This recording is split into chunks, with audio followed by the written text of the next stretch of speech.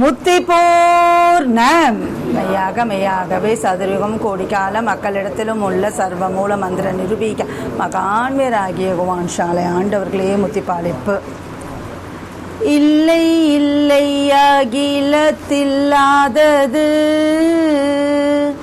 வல்ல வல்லபம் மீறியதார்த்தமுன் உள்ளதுள்ளதொன்றார்க்கும் கிட்டாதது உள்ளதுள்ளதொன்றார்க்கும் கிட்டாதது எல்லை மெய்வழி சாலை செய்வது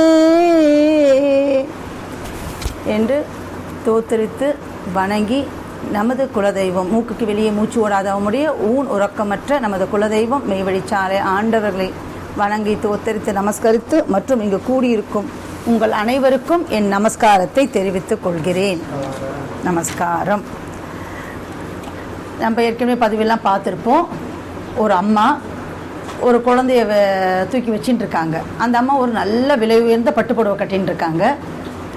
அந்த நேரத்தில் அந்த குழந்தையோட வயிறு மந்தப்பட்டு போயிருக்கு. அம்மா கவலையோடு இருக்காங்க. அந்த கவலையோடு இருக்கிறச்சே அந்த குழந்தை வெளிக்கு போயிடுது. இப்போ அம்மா சந்தோஷப்படுவாங்களா வருத்தப்படுவாங்களா? ஏன் சந்தோஷப்படுறாங்க? விலை உயர்ந்த பட்டுப்புடவை கட்டியிருக்காங்களே. ஏன்னா அவங்க அந்த குழந்தைக்கு அந்த மந்தம் சரியாயிடுச்சுன்னு நினச்சி சந்தோஷப்பட்டு மகிழ்ச்சி அடைகிறாங்க. இதை எதுக்கு அவமானமாக நம்ம தெய்வம் சொல்கிறாங்க அப்படின்னு சொன்னால் உத்தரவு பண்ணுறாங்க, நீ வாயை திறந்து பேசினாதான் எதனா நீ குற்றம் எதனா பண்ணால் கூட நான் திருத்த முடியும். நீ மௌனமாக இருந்தால் என்னால் ஒன்றுமே செய்ய முடியலை. அந்த கருத்தை வலியுறுத்துறதுக்காக தெய்வம் அவர்கள் நமக்கு அந்த அவமானத்தை நம்ம சொல்கிறாங்க. இன்னொரு வாக்கியமும் சொல்லுவாங்க, படிப்பதை விட அதிகமாக பேச வேண்டும், இல்லை அதுவே அது கலையாக மண்டிவிடும் அப்படின்னு சொல்லுவாங்க. நான் காலையிலே அக்கா கிட்ட சொன்னேன், அக்கா நீங்கள் நான் இதுக்கு பதில் சொல்கிறேன்க்கா அப்படின்னு சொல்லிட்டு, நம்ம கரெக்டாக பேசுவோமா தவறாக பேசுவோமா அப்படிங்கிறதெல்லாம் பேச வேண்டும் நினைக்கிற மையை பற்றி பேசு, உன் நாவில் நின்று நான் பேசிக்கிறோம் அப்படின்னு நமக்கு தெய்வம் நம்மளுக்கு அதுதான் என்ன சொல்கிறாங்கன்னா அந்த தைரியத்தை கொடுக்குறாங்க நம்மளுக்கு. அப்போது நம்ம பேசுகிறச்சே நம்ம என்ன பண்ணுறோன்னா தெய்வத்துக்கிட்ட உத்தரவு வாங்கிட்டு தான் நம்ம பேசுகிறோம். அப்போ பேசுகிறச்ச தவறாக பேசுகிறோமா அப்படின்னு சொன்னால் அப்புறம் இன்னொன்றும் நான் நீ எதனா தவறாக பேசுறீன்னா நான் அதை சரி பண்ண முடியும் அப்படின்றாங்க. தூள தெரிமையில இருந்தாங்க, அப்போ பரவாயில்ல, தெய்வம் சொல்லிடுவாங்க. இப்போ கன்னி விராட் தவத்தில் இருக்காங்க, அப்போ எப்படி நம்ம சொல்ல முடியும் அப்படின்னு சொன்னால் உடனே நம்ம திருமை ஞான குரல் அங்கே வாக்கியத்தில் என்ன உத்தரவு பண்ணுறாங்கன்னா, ஞானத்தை எடுத்தாருந்து 5 கரங்கள் இருக்கிறது அப்படின்னு சொல்கிறாங்க. அக்ஷரோபதேசம், பேசி வாயினால் பேசி புகுத்துறது, அப்புறம் அதை கேட்டதை ஞானம் செவி கேட்டதை வாயினால் திரும்ப சொல்கிறது, அறிவில் நின்று அறிவில் உபதேசம் அப்படின்னு சொல்கிறாங்க. அப்புறம் 5 நினைவில் இருந்து நினைவில் உபதேசம். அப்போது நிறைய விஷயங்கள் நம்ம பார்த்தோம்னா, காலையில் ஒரு விஷயம் படிச்சிருப்போம், இல்லை 6 மணி வணக்கத்தில் ஒரு விஷயம் படிச்சிருப்போம், இது என்ன அப்படின்னு நினச்சிட்டே இருப்போம். போய் நம்ம வாட்ஸ்அப் பார்த்தா அந்த விளக்கம் அந்த நேரத்தில் அங்கே வரும் நம்மளுக்கு. இல்லை நம்ம நினைவில் நேற்று காலையில் இருக்க உண்மையாக நான் எங்கள் கணவர்கிட்ட சொல்லியிருந்தேன். நான் இந்த சபையில் அடுத்த வாரமாக இந்த வாரமாக திடீர்னு நம்ம சபை வச்சுட்டோம், அவ்வளோவா என்ன பேசுறது ஒரு புரிதல் இல்லாமல் இருந்தது எனக்கு, இதுதான் பேசணும்னுட்டு. ஷன நேரத்தில், அது ஷன நேரம்னா 1 நிமிஷம்னு கூட நான் சொல்ல முடியல, கண்ணு மிக்கும் நேரத்தில் கார் ஓட்டிகிட்டே போகிற ஒரு நினைவு வருது எனக்கு, இப்படி பேசணும் அப்படிங்கிற ஒரு நினைவு வருது எனக்கு. நான் சொல்லிட்டு இருந்தேன் நேற்று சாயங்காலம். அந்த நிமிஷம் இவங்க 2 பேரும் இது எதானா பேசும் அப்படின்னு நினச்சிட்டு கேட்டுட்டு இருந்தாங்க போல இருக்கு. எனக்கு அந்த மாதிரி ஒரு ஆச்சரியமா இருந்துச்சு. அந்த ஷன நேரத்தில் எனக்கு இதை பேசுறது எப்படி அந்த பாங்கு எனக்கு தெய்வம் வெளிவிட்டாங்க. அது மாதிரி தான் இப்போ நம்ம பேசுகிறச்சு நம்மளை எப்படி கரெக்ட் பண்ணுறாங்க அப்படின்னா, அந்த நினைவில் இருந்து நினைவில் நம்மளுக்கு அந்த நம்மளுக்கு சொல்லி கொடுக்குறாங்க. நாவில் நின்று உரையும் தாயேன்னு சொல்லி நம்ம உத்தரவு கேட்டுடுறோம். அப்போ நம்ம பேசுறதெல்லாம் கரெக்டாக தான் பேசுகிறோமா அப்படின்னு சொன்னால் தவறு வரத்துக்கு வாய்ப்பு இருக்குது. ஏன்னா 99 மடங்கு நம்ம கிட்ட நம்ம அண்ணா சொல்லுவாங்க சுல்தான் சைத்தான் அடிக்கடிக்கு சொல்லுவாங்க. அப்போ நம்ம சுல்தான் ஆயிட்டாலுமே ஏதோ ஒரு மூலையில் ஒரு சைத்தான் இருந்து அதனோட திறமை வெளிக்காட்ட ஏங்கிட்டு இருக்காது. ஏன்னா இந்த மாய உலகத்தில் இவன் எப்படியானா மாட்டானான்னு சொல்லிட்டு அப்போ தவறு வரதுக்கான வாய்ப்புகள் அதிகமாக தான் இருக்குது. அது நம்ம தலை தூக்கி விட தான் அது காத்துன்னு இருக்கு. அப்போ அது தலை தூக்காமல் இருக்கிறதுக்கு அந்த சைத்தான் தலை தூக்காமல் நம்ம எப்படிலாம் தட்டி வைக்கணும் அப்படின்னு சொன்னால் அதுக்கு பார்த்தீங்கன்னு சொன்னால் ஒரு டெஸ்ட் டியூப்ல நிறைய அமிலம் இருக்குன்னு வச்சுக்கோங்களேன். இந்த அமிலத்தன்மை போகணுன்னா நம்ம என்ன பண்ணணும், அதில் கொஞ்சம் கொஞ்சமாக காரத்தை சேர்க்கணும். ஆசிட் பேஸ்ன்னு வாங்க. அந்த பேஸை சேர்க்க சேர்க்க சேர்க்க சேர்க்க இந்த அமிலத்தன்மை முழுக்கவே மாறி முழுக்கவே அந்த காரத்தன்மை ஆகிடும். அதே மாதிரி தான் இந்த சைத்தானை துரத்தணும்னா நம்ம கொஞ்சம் கொஞ்சம் கொஞ்சமாக இன்னைக்கு கூடி சங்கம் தேடுறோம் இல்லைங்களா, இதே மாதிரி தான். இது எதுக்கு ஒவ்வொரு சபையிலும் சபை நடத்துகிறோம், எதுக்கு தான் நம்ம திரும்ப திரும்ப வலியுறுத்திருக்கணும். ஏன்னா இன்னும் நிறைய பேருக்கு புரியல அந்த சபைனா என்ன அப்படிங்கிறது. அப்போது தெய்வத்தோடைய அந்த தெய்வ திருவாக்கு அதை படிப்பதன் மூலமும் கேட்பதன் மூலமும் அந்த சைத்தானை நம்ம சரி கட்ட முடியும் அப்படிங்கிற ஒரு இன்ட்ரடக்ஷனோட.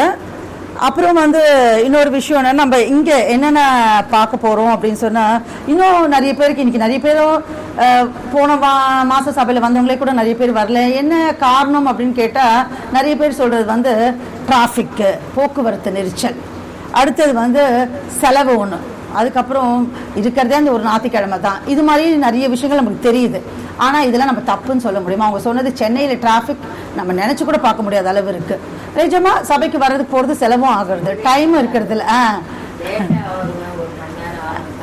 அதுதான் டிராஃபிக்னால அதுதான். சரி, இது அவங்க சொல்கிறது தவறுன்னு நம்ம சொல்ல முடியாது. இதுதான் யதார்த்தம். அவங்க சொல்கிறது இது யதார்த்தம். ஆனால் இது யதார்த்தம்ன்றது நம்ம விட்டுட முடியல. ஏன்னா இப்போ நான் காலையில் துவங்குறச்சு, நான் இப்போ இந்த சபை துவங்குறச்சு நம்ம பாடின பாடல், அக்கா கூட பாடின பாடல் என்னன்னு சொன்னால், வல்லபம் மீறி யதார்த்தம் ஒன்று அப்படின்றாங்க. இவங்க இந்த யதார்த்தத்தை பேசிட்டு தான், இந்த யதார்த்தம்லாம் யமன் கிட்ட செல்லுபடி ஆகாது. அவனோட யதார்த்தம் பல மடங்கு பெரியதாக இருக்குது. அப்போ தான் நம்ம தெய்வம் இந்த செய்யில பற்றி பேசுகிறச்ச வல்லபம் மீறி யதார்த்தம் ஒன்று உள்ளது, அது யாருக்கும் கிட்டாதது என்று தேவன் நம்மளுக்கு அருளி இருக்காங்க. எவருடைய வல்லபத்தையும் அடக்கி மிதித்து ஏறுகின்ற அதி வல்லபமே யமனுடைய வல்லபம். அவன் தான் சிரிச்சுட்டு சொல்றான், நான் இது உலகம் எம் கையில் அப்படிங்கிறாங்க.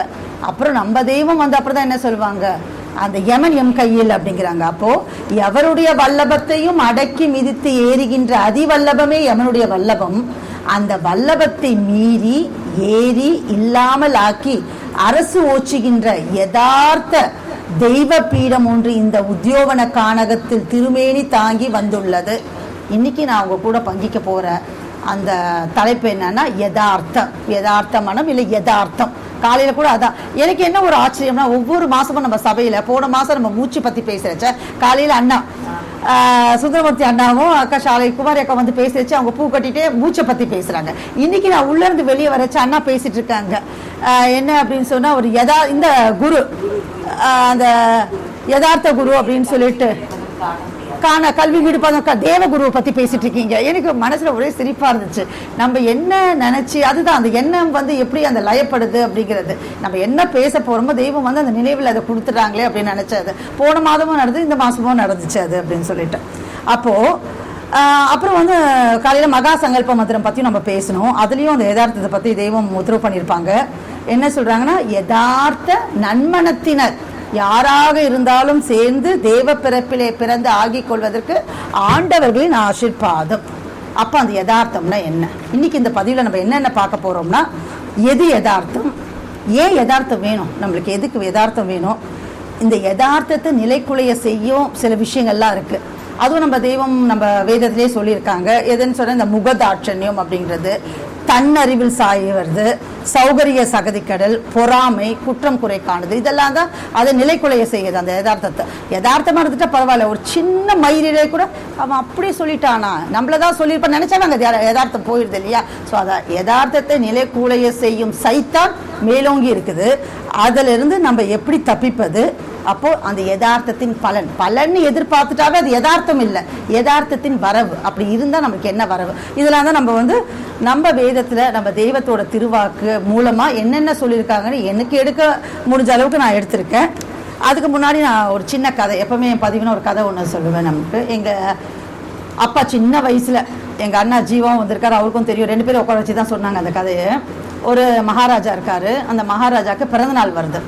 அவர் அந்த நாட்டிலேயே இது வரைக்கும் யாருமே பயன்படுத்தாத ஒரு பெரிய சுற்றுப்புற அரசர்கள் யாருமே பயன்படுத்தாத ஒரு நல்ல ஒரு ஆடை போடணும் அந்த பிறந்த நாளுக்குன்னு சொல்லிட்டு அக்கத்து ஊர்ல இருந்து எல்லாரையும் வர வச்சு இந்த ஆடை வடிவமைப்பாளர்கள் இருப்பாங்க இல்லையா, ஃபேஷன் டிசைனர்ஸ் எல்லாரையும் கூப்பிட்டுட்டு அவரோட பிறந்த நாளுக்கு ஒரு ட்ரெஸ் வந்து நெய்ய சொல்கிறாரு. நிறைய பேர் வந்து ஐடியாஸ்லாம் கொடுக்குறாங்க. அப்போ அவருக்கு வந்து எதுவுமே பிடிக்கல. அப்புறம் இவருக்கு ஒரு மந்திரிக்கு பிடிச்ச ஒருத்தர் மட்டும் நிறைய சொல்கிறாரு அதை பற்றி. இவர் ரொம்ப திறமசாலியாக இருக்காரு அப்படின்னு சொல்லி ராஜா ஆணையிடுறாரு.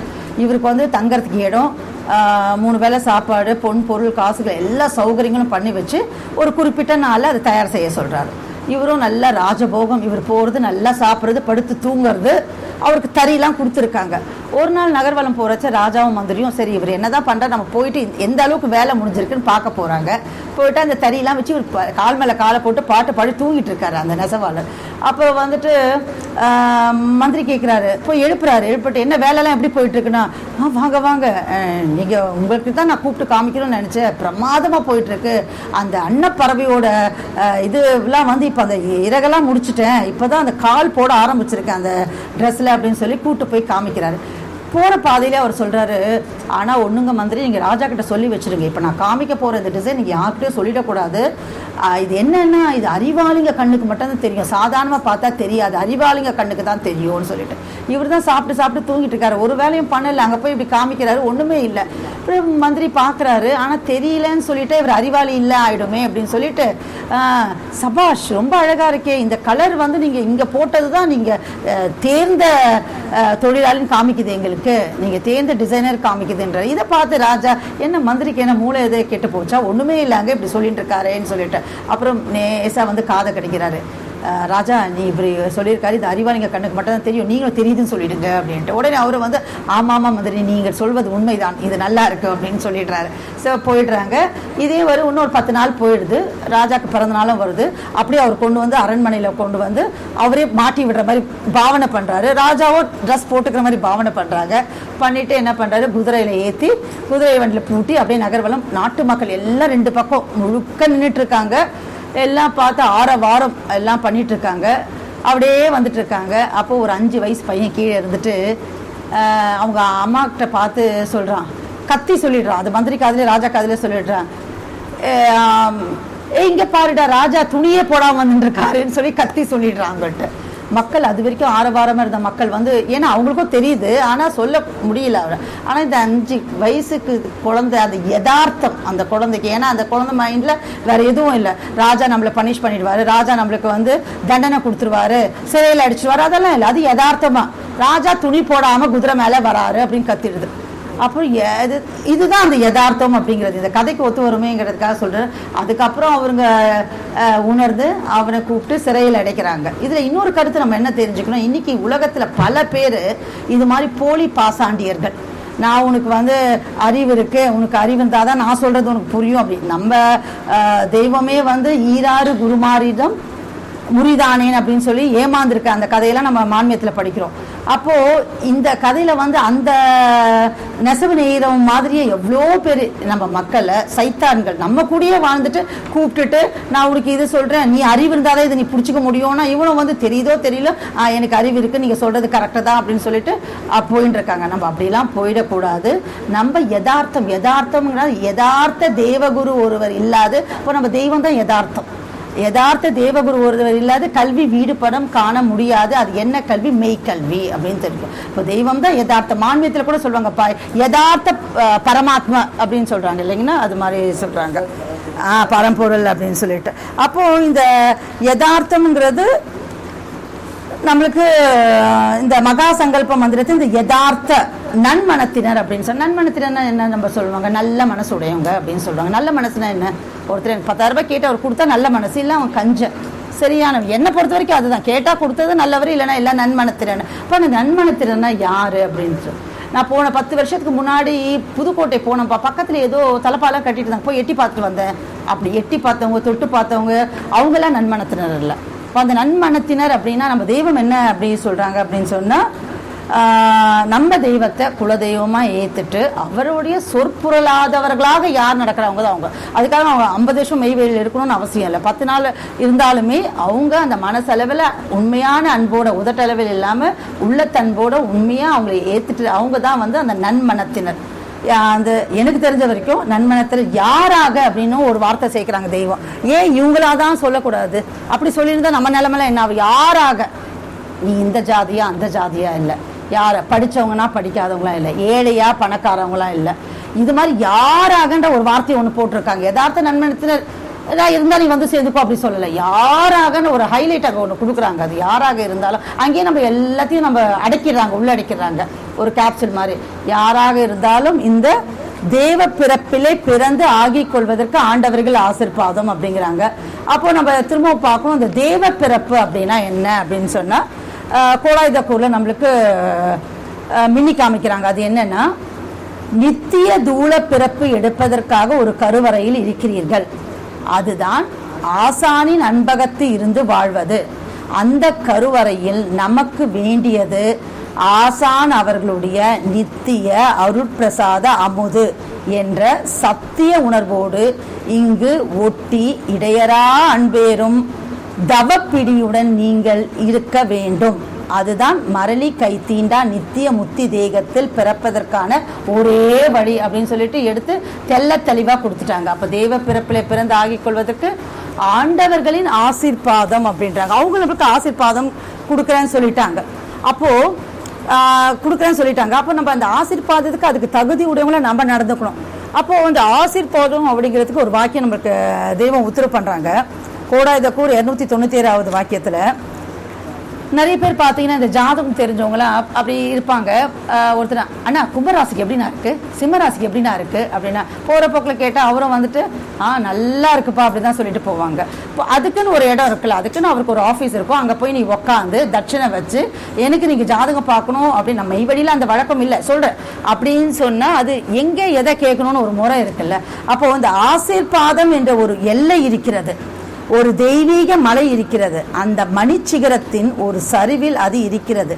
அங்கு போய் நின்று கொண்டுதான், அதை தொட்டு கொண்டுதான் மெய்தவ மேருவாகிய பெரியோர்கள் ஆசீர்வதிக்கிறார்கள்.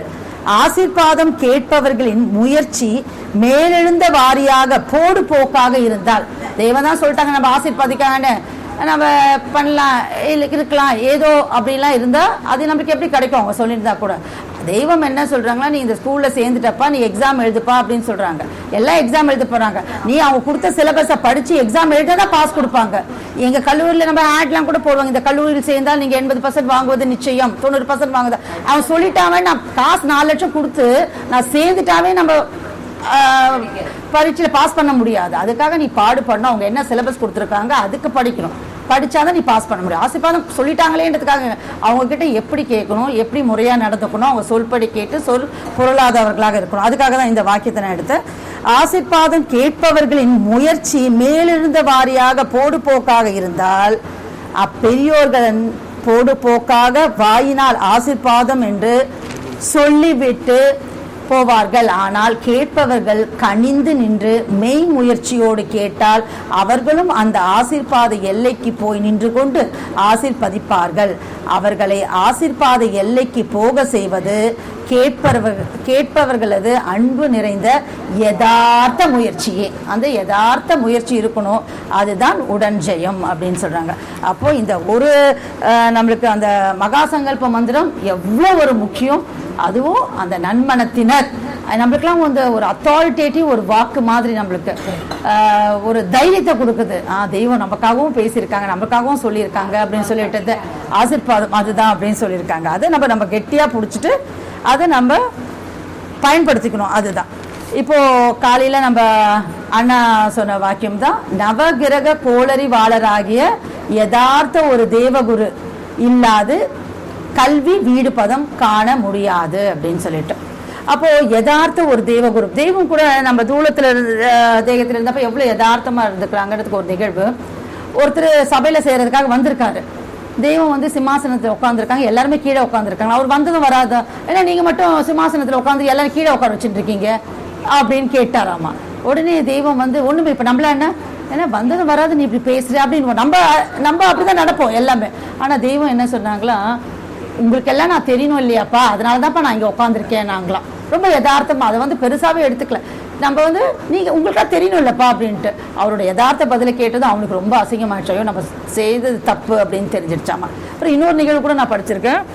என்னென்னா அன்னவாசலில் டெய்லர் கடை ஒன்று இருக்கும். அம்மா தெய்வத்தை வந்து ஒரு சட்டை தைக்க கொடுத்துருந்தாங்க போல இருக்கு. தெய்வமே போயிருக்காங்க அந்த டெய்லர் கடைக்கு போயிட்டு வாங்குறதுக்கு. அப்போ அந்த டெய்லர் என்ன பண்ண, ஒரு டம்ளரில் தண்ணி வச்சு, ஏன்னா தெய்வத்தோட திருமேனியில் இருக்க போது இந்த சட்டை இருக்க போதுங்கிறதுக்காக யூஸ்வலாக டெய்லர்ஸ் என்ன பண்ணுவாங்கன்னா அந்த உமிழ்நீரை தொட்டு தான் பண்ணுவாங்க, எச்சில் தொட்டு பண்ணுறதா வழக்கம் இந்த காஜா எடுக்கிறதுக்குலாம். அவர் டம்ளரில் தண்ணி வச்சு இப்படி தொட்டு பண்ணிட்டு இருந்தாரா. தெய்வம் போய் பார்த்தாங்களா, உன் பழக்கத்தெல்லாம் நீ மாத்திக்காத, ஏன்னா தண்ணியில பசை இருக்காது, உமிழ்நீரை தான் அந்த எச்ச பசை இருக்கும், நீ தொட்டு பண்றதுக்கு நீ அப்படியே பண்ணு பரவாயில்ல. அப்ப எவ்வளவு ஒரு யதார்த்தம் இல்லையா.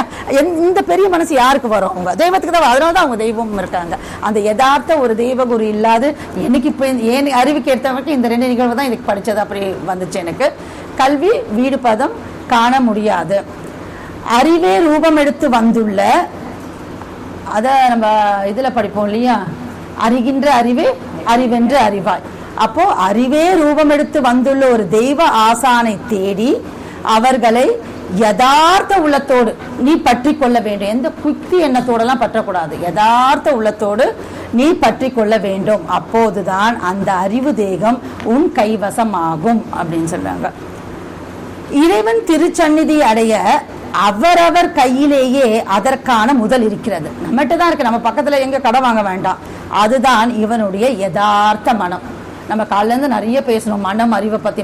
மனம் வந்து எப்படி இருக்குது, சைத்தானா இருக்கு, அதுல எது கலந்தா அது மனம் ஆயிடுது. அறிவு முன்னையும் மனம் பின்னையும் வைக்கிறது தான் மெய் வழி. ஆனா நம்ம இங்க இருக்கிற இந்த லௌகிக வாழ்க்கையில என்ன பண்ண, மனசுதான் முன்னாடி போயிடுது. எதுக்கு எடுத்தாலும் மனசுதான் சைத்தானா மாறி நம்ம அழிவு பாதைக்கே கூட்டிட்டு போக காத்துட்டு இருக்குது அது. அப்போ அந்த யதார்த்த மனம் என்னும் அன்பு கொண்ட வாசல், அவ்வாசல் அறுத்தடைத்த வாசல். அது முன் திறந்திருந்து நாம் பிறக்கும் போது அடைக்கப்பெற்றது. மற்ற வாய் முதலிய 9 வாசல்கள் மூடப்பட்டிருந்தன, திறக்கப்பட்டன. அந்த அறுத்தடைத்த திருவாசல் தான் தன் அஞ்சன ஸ்லாகையால் திறப்பவரே ஆசான். ஆசான் யாரு அப்படின்னு சொன்னா அந்த அறுத்தடைத்த வாசலை திறப்பவர்களே ஆசான். அது எப்படி பண்றாங்களோ அது நம்மளுக்கு அறிவுக்கு அப்பாற்பட்ட விஷயம். அது அவங்க பண்ணுவாங்கன்ற நம்ம நம்பிக்கையோடு இருக்கணுமா, அதுதான். கோடரி முதலிய அறிவு கருவிகளிலிருந்து பிரம்மாண்டமான பெரிய கருவிகள் வரை உன் யுக்தி கொண்டு செய்து விடலாம். ஆனால் அந்த யுக்திகளை உன்னுக்குள் இருந்து அளந்து கொண்டிருக்கிற உன் அறிவு தேகத்தை சந்தித்து அடைவது என்பதுதான் உன்னால் முடியாது. ஆகவே அதை சந்தித்து கை போட வேணுமானால் அந்த அறிவே ரூபமெடுத்து வந்துள்ள ஒரு தெய்வ ஆசானை தேடி அவர்களை யதார்த்த உள்ளத்தோடு நீ பற்றி கொள்ள வேண்டும். நீ பற்றி கொள்ள வேண்டும் கூட சொல்லியிருக்கலாம் தெய்வ வாக்குல. ஆனா அந்த யதார்த்தம் அது எதிர்பார்க்கறாங்க நம்ம கிட்ட. நீ யதார்த்தமா இருடா, நீ வந்து கல்ல காமிச்சு கில்லுனா கில்லுடா, அதுதான் யதார்த்தம் உள்ள. தெய்வம் கல்லாச்சு, அதை கில்ல முடியாதுன்னு அங்கேயே யதார்த்தம் போயிடுச்சு, நம்பிக்கை போயிடுச்சு அப்படிங்கிறாங்க. அப்போ யதார்த்த உள்ளத்தோடு நீ பற்றி கொள்ள வேண்டும். அப்போதுதான் அந்த அறிவு தேகம் உன் கைவசமாகும். உன்னை கேட்டா நீதி தீர்ப்பு நடக்க போகிறது அப்படின்னு கேட்கிறாங்க. உன்னை கேட்டாலே நடக்க போகுது இல்லை. அந்த தீர்ப்பு எல்லையில் உன்னை கேளாமலே உன் கட்டுக்கடங்காமலே உன் வாய் பேசும், உன் கண் பேசும், உன் ஒவ்வொரு அங்கமும் அதனதன் குற்றப்பத்திரிகையை அதுவாகவே வாசிக்கும். அப்பே கொத்த யதார்த்த மெய் நீதி மன்றத்தில் அல்லவா அந்த யுக இறுதி தீர்ப்பு நடக்க போகிறது. இனி வரப்போவது நித்திய உலகம். அங்கே 2இல் 1 கிடைக்கும். அதாவது நீடிய பரமபத பேரின்ப வாழ்வு அல்லது நீங்காத கொடிய நெருப்பு ஒத்தனமாகிய நரகம். அப்போ இந்த தீர்ப்புலாம் எங்க நடக்க போகுதுன்னா யதார்த்த மெய் நீதி மன்றத்தில் தான் நடக்க போகுது அப்படின்னு சொல்றோம். அதுதான் வந்து மெய்வெளிச்சாலை மகசர் மைதானம் இடத்துல சொல்லியிருப்பாங்க. என் முன்னர் வஞ்சகமற்ற யதார்த்த ஒரு முனை அன்பு ஒட்டுதல் என்ற ஒரே ஒரு பாடு உன்னிடம் இருந்தால் போதும். நம்ம கிட்ட என்ன வேணும் அப்படின்றாங்கன்னா அந்த அன்பை தான் தெய்வம் எதிர்பார்க்கிறாங்க. அந்த அன்பு எப்படி இருக்கணும்னா யதார்த்த ஒரு முனை அன்பு ஒட்டுதல் என்ற ஒரே பாடு உன்னிடம் இருந்தால் போதும். இந்த பரமபத வாழ்வு தானே வந்து உன் தலைக்கு கிட்டும். வேறு தனிப்பாடு ஒன்றும் தேவையில்லை. உன் தலையில் இருக்கும் விதி எழுத்தாகிய அந்த எழுத்தை அடித்தே எழுதிய நம்ம பாடல்ல படிப்போம்ல, எழுத்தாகி வந்த வேதம் வரைந்த பயத்தினால் விதி எழுத்தாகிய பிறவி பிணி என்ற யமன் கையில் மாட்டும் சட்டம் தானே கிழிப்பட்டு போவதும் இங்கு கள்ளமின்றி கலக்கும் அத்தனி அன்பு ஒட்டுதலால் உனக்கு கைவரவாகிறது. இது எமது கையேட்டு அனுபவம். அப்போ இதெல்லாம் செய்யணும்னா யார் செய்ய போறா அப்படின்னு சொன்னா, இப்ப நம்மளுக்கு உங்ககிட்ட அந்த யதார்த்த ஒரு முனை அன்பு ஊட்டத்தில் இருந்தா போதும். அப்போ விதி எழுத்தியே மாற்றப்பட்டு அந்த பிறவி பிணியை நீக்கி பரமபத வாழ்வு தரும்னு சொன்னா, அப்ப இதெல்லாம் யார் செய்ய போறா? அப்ப யார் செய்ய போறான்னா, ஈசனுடைய சக்தியும் மனுவினுடைய தேகமும் சேர்ந்து வந்து யமபடரை நீக்கி பரமபதம் ஆக்கும் செயலுடைய திருவுருவே தெய்வம். நிஜ செயலுடைய மெய்ஞான பாரவான்கள், அதாவது தேவ சன்னத முத்திரை தரித்து வந்துள்ள செம்மல்களின் இரக்கத்தினால்தான் ஒருவனுக்கு யமன் விலகுவானே தவிர மற்ற எந்த உபதேசத்தினாலும் அவன் விலகவே மாட்டான். மெய்தவ பாரவான்களின் இரக்கம் இவன் மீது படுவது ஒன்றுக்குத்தான் யமன் அஞ்சி ஒதுங்குவான். அப்போ அந்த இரக்கத்தை நாம பெற வழி என்னன்னு தெரிஞ்சுட்டு அதை நம்ம பெற்றுக்கொள்ள வேண்டும். அதுதான் நம்ம ஒவ்வொரு சபையிலும் கூவி கூவி பேசிட்டு இருக்கோம். நம்ம மனு ஈசனாக வந்திருக்கிற குரு கொண்டல் அவர்களின் ஆற்றல் இப்படிப்பட்டது என்று நீ அறிவதற்காகவே அவர்களது வேத விளக்க வார்த்தைகளை நீ தெரிந்து கொள்வதால் மட்டும் பயனில்லை, அவர்களின் இரக்கத்திற்கு உரிய சற்பாத்திரனாக நீ ஆகுவதால் தான் உனக்கு ஸ்வர்கபதி கிட்டும் அப்படின்னுறாங்க. அப்போ அவர்கள் இரக்கத்திற்கு நம்ம ஆளாகணும், அது தெரிஞ்சுக்கணும். ஒருத்தரோட இரக்கத்துக்கு ஆளாகணும், நம்ம என்ன பண்ணணும் அப்படிங்கிறது நம்ம தெரிஞ்சுக்கணும். முழுக்கில்லாமல் அடக்கமாகிறவர்கள் இந்த மெய்வழி சபையிலன்றி இவ்விரி உலகத்தில் வேறு எங்கே இருக்கிறார்கள்? இங்க மெய்வழி சபையில சேர்ந்து எல்லாமே அடக்காகிறாங்களே. அதாவது இங்க ஒண்ணு அங்க ஒண்ணு, அந்த காலத்துல இருந்தாங்கன்னா ஒண்ணு இருந்தாங்கன்னா அதுக்கு எவ்வளவு பாடுபட்டாங்க. போன சபையில நம்ம பேசிட்டோம் அது. ஆனா இங்க மெய்வழி சபையில தெய்வத்தை தன் குலதெய்வமா ஏத்துட்டு அவங்க சொற்பொருளாதவர்களாக இருந்து அவங்க அன்புக்கு பாத்திரமாகி அவங்க இரக்கத்துக்கு பாத்திரமாகிட்டு அத்தனை பேரும், அது எந்த ஊர், அந்த அமெரிக்காவா இருந்தாலும் அத்திப்பட்டி இருந்தாலும் ஒண்ணுதான் அது பில்கேட்ஸ் இருந்தாலும் அது அந்த வந்துட்டா அத்தனை பணக்காரங்களா இருந்தாலும் சரி, அது ஏழை ஒரு கூலி விவசாயம் இருந்தாலும் எல்லாருக்கும் ஒரே பரமபத வாழ்வு தான் கொடுக்குறாங்க தெய்வம் அப்படின்னு சொல்லிட்டு. முடுக்கில்லாமல் அடக்கமாகிறவர்கள் இந்த மெய்வழி சபையிலன்றி விரி உலகத்தில் வேற எங்கே இருக்கிறார்கள்? இல்லை. ஆயிரக்கணக்கான மைல்களுக்கு அப்பால் இருந்தாலும் 7 கடல்களுக்கு அப்பால் யாரும் காணாத இடத்தில் இருந்தாலும், ஆணாயிருந்தாலும் பெண்ணாயிருந்தாலும் படித்தவராயிருந்தாலும் படிக்காதவராயிருந்தாலும் எமது இந்த பரிசுத்தம் எமது பிள்ளைகளுக்கு கட்டாயம் போய் சேரும். என்ன ஒரு உறுதிப்பாடு, என்ன ஒரு திட்டவட்டம், இத்தனை ஒரு நம்பிக்கை. பார்க்கலாம்ப்பா, கொடுக்குறேன் அண்ணா, கேட்டிருக்கேன் 2 லட்ச ரூபாய் கடன் கொடுக்குறேன்னு சொல்லியிருக்காங்கன்னா எனக்கு கிடைச்சிட்டா கொடுக்குறேன்ப்பா, நான் உறுதியா சொல்ல முடியாது. இப்படிதான் சொல்றாங்க இந்த லௌகீக வாழ்க்கையில் கொடுத்த ஒரு சாதாரண ஒரு பணத்துக்கு, சாதாரண ஒரு பொழுதுக்கு, எதுக்கு இருந்தாலுமே யாரும் உறுதியா சொல்ல மாட்டாங்க. ஏன்னா நம்மளுக்கு நாளைக்கு நம்ம ஏன் மாட்டிக்கணும், நம்ம தான் இவனுக்கு உதவி பண்ணணும், யார் வேணா பண்ணுவாங்க அப்படின்னு நினைச்சிட்டு நான் வந்துட்டா கொடுக்குறேன்ப்பா, அப்ப கொடுக்க மாட்டான்னு அர்த்தம். அது அப்ப அந்த ஒரு பொய்யான ஒரு உறுதிமொழி கொடுக்கறது. ஆனா நம்ம தெய்வம் நம்மளுக்கு எத்தனை ஒரு உறுதி தராங்கன்னா, யாரா இருந்தாலும் எமது இந்த பரிசுத்தம் எமது பிள்ளைகளுக்கு கட்டாயம் போய் சேரும். அத்தனை ஒரு உறுதிப்பாடு திட்டவட்டமா அவங்க சொல்றாங்கன்னா அதுக்கு காரணம் என்ன? அவ்வளோ ஒரு தைரியமா. இப்ப என்கிட்ட ஒரு 1 லட்ச ரூபாய் அந்த குமாரி அக்கா, நான் உங்களுக்கு 10,000 ரூபாய் தாராளமா கொடுக்குறேன், அண்ணாக்கு தானே ஒரு 20,000 கொடுக்குறேன்லாம், நானே 5,000 ரூபாய் வச்சுட்டேன், உங்களுக்கு 10,000 20,000 நான் எப்படி கொடுக்க முடியும்? அப்போ எத்தனை கோடி கண்டவர்கள், 4 கோடி கண்டவர்கள் அவங்களுக்கு. அப்போ அவங்க கிட்ட எத்தனை தவப்பலன் இருந்தா இதை அவங்க நம்ம சொல்ல முடியும்? நம்ம தவத்தை போட்டா கொடுக்க போறாங்க நம்மளுக்கு, நம்ம தவம் பண்ண முடியாது இந்த கலிகாலத்துல. ஆனா அவங்க கிட்ட அத்தனை தவ வலிமை இருக்கிறதுனால தான் அவ்வளவு அத்தாரிட்டேட்டிவ் அவங்களால சொல்ல முடியுது. அப்போ அதுதான் ஒரு அவங்களே இந்த தவப்பலன்லாம் அவங்களுக்கு சும்மா வரல. காலையில நம்ம பேசிட்டு இருந்தோம் அந்த எலும்பு இலக அப்படின்லாம் சொல்றாங்க. அப்போ ஒரு தவம் அந்த ஆங்கிரச கோத்திரம்ன்றதுக்கு 18 வருஷம் பாடுபட்டிருக்காங்க. விட்டா நம்ம 2 நாள் பண்ணவே அது விடாது, தூக்கி போடுப்பா, வேற எதுனா பண்ணுப்பா அப்படின்ற. குழந்தைங்களுக்கே நம்ம பாட புத்தகத்துல அந்த சீச்சி புளிக்கும் அந்த கதையை தான் சொல்லித்தரோம் நம்மளுக்கு. அது எட்டி பார்த்தது எட்டலைன்னு சொல்லிட்டு. ஆனா தெய்வம் 18 வருஷம் நான் இது பின்னாடி ஓடுனேன் அப்படின்னு உத்தரவு பண்றாங்க. 28/9/67 காலை வெளியானது தெய்வம் திருவாக்கியம் நமக்கு உத்தரவு பண்றாங்க. மறைமரம் என்றும் சொல்லலாம், மாறாமரம் என்றும் சொல்லலாம், சந்தான மரம் என்றும் சொல்லலாம். சந்தான மரம் என்பதுதான் அதற்கு முதற் பெயர்.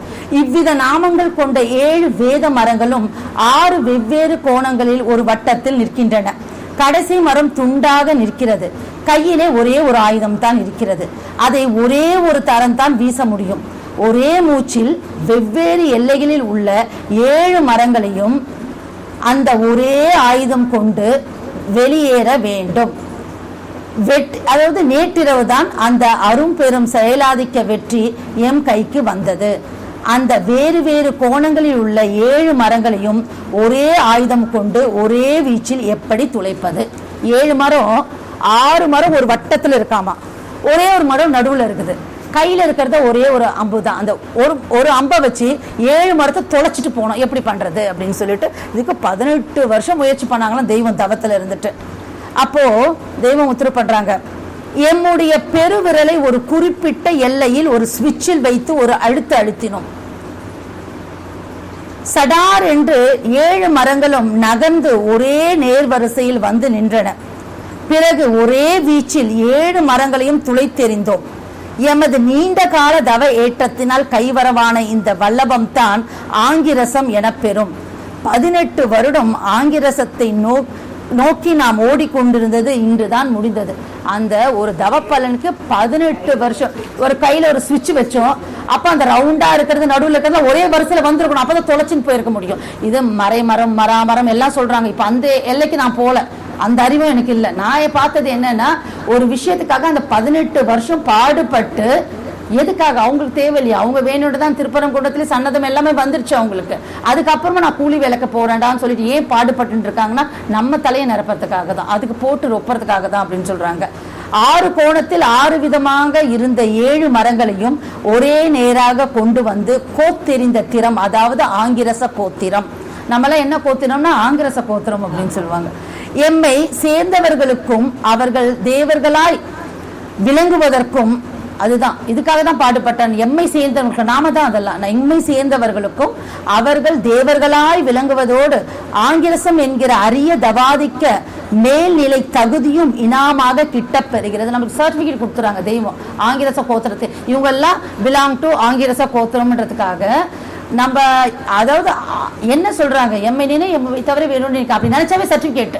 மற்ற கல்வியிலலாம் வந்து போயிட்டு படிச்சு டிகிரி தான், அப்புறம் வந்து நீ போய் ப்ராக்டிஸ் பண்ணலாம். அதுக்கும் வந்து சிஆர்ஏ ரெசிடென்ஷியல்ஷிப் பண்ணணும், பண்ணாதான் நீ வந்து ப்ராக்டிஸ் பண்ணணும். வந்ததுமே கையில ஒரு சர்டிபிகேட், என்ன கோத்திரம், ஆங்கிரச கோத்திரம் நாங்க அப்படிங்கிற. யாரு பாடுபட்டா? தெய்வம் தானே பாடுபட்டோம், நம்ம ஒரு பாடும் படலையே. அரிய தவாதிக்கு மேல்நிலை குறித்து இனாமாக கிட்ட பெறுகிறது. எம்மையே சார்ந்து நின்று திரும்பவும் வருத்தப்படுறாங்க, நான் இவ்வளோலாம் பண்ணி வச்சுட்டேன். நம்ம வீட்டில் கூட சொல்லுவோம்ல, இது எங்க உருப்பட போகுது, இது உருப்படுமா படாதான்ற மாதிரி திரும்ப அவங்களுக்கு வந்து அந்த ஏக்கம் வந்துடுது. எம்மையே சார்ந்து நின்று இதன் பலன் பெற்று உய்ய போவது எத்தனையோ, அல்லது எம்மை சாராமல் உதைப்பட்டு போவது எத்தனையோ. அந்த எவங்கிட்ட உதைப்பட்டு போறத ஒரு பெத்த அப்பாவா அவங்களுக்கு வந்து பலிக்குது இல்லையா, அதையும் சொல்லி உண்மை கைப்பிடித்து நீ கை முறுக்கிட்டு போனா நான் என்ன பண்றது அப்படின்னு கேக்குறாங்க அப்படின்ட்டு. அப்புறம் இன்னொரு தவத்தை பத்தி பேசிச்சு, அவரோட தவ வல்லமை, அதாவது பதிமறைவு நம்ம தான் சொல்லிட்டு இருக்கோம். 25/12/71 கற்பகத்துக்குள் நுழைவதை அந்த திருமாலிக்கு, நம்ம யாரு அண்ணா கூட காலையில நிறைய தீர்க்க தரிசனம் பத்தி சொன்னாங்க. நம்மளோட காக்க புசுண்ட புராணம் 2 லட்சம் தீர்க்க தரிசனம் எழுதியிருக்காங்களாம்.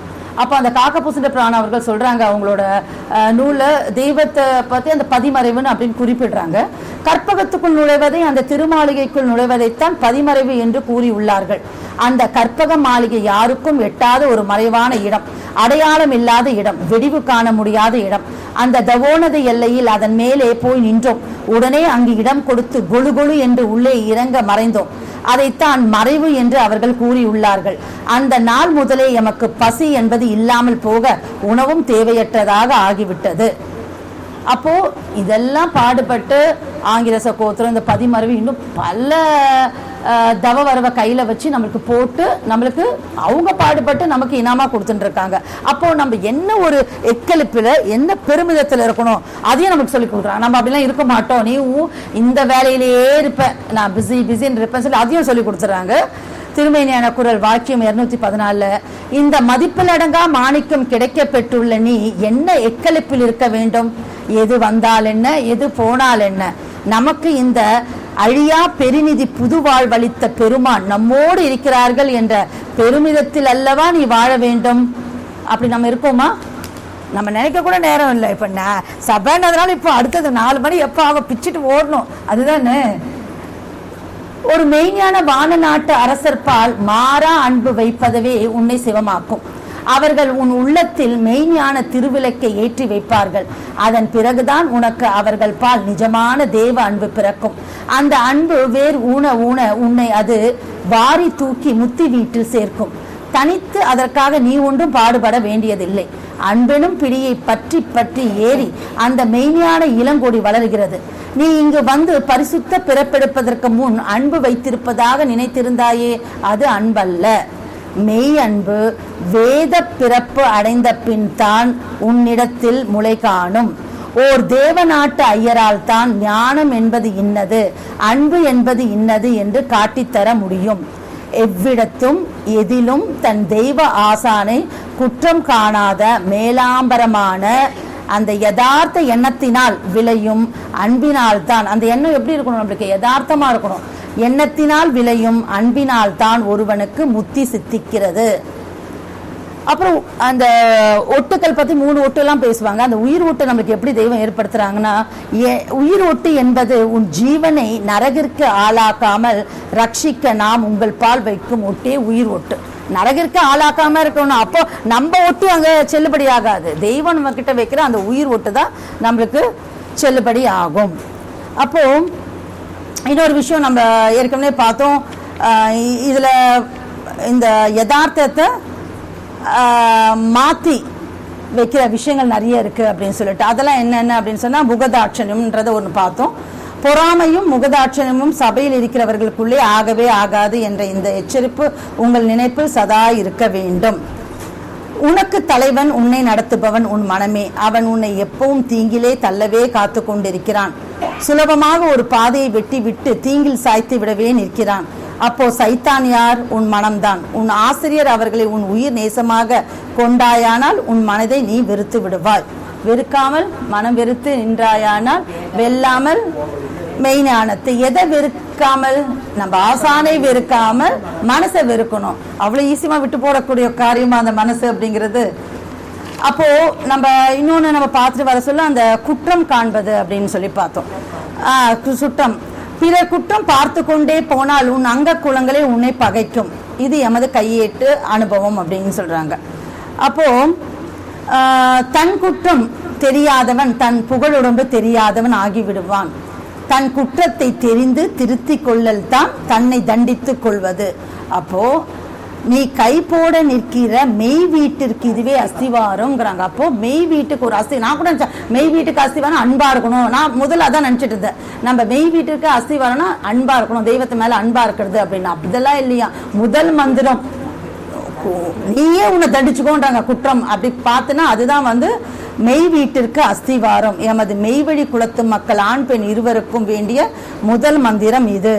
எய்திலார் குற்றம் போல் தம் குற்றம் காண்கிற்பின் தீதுண்டோ மண்ணும் உயிர்க்கு.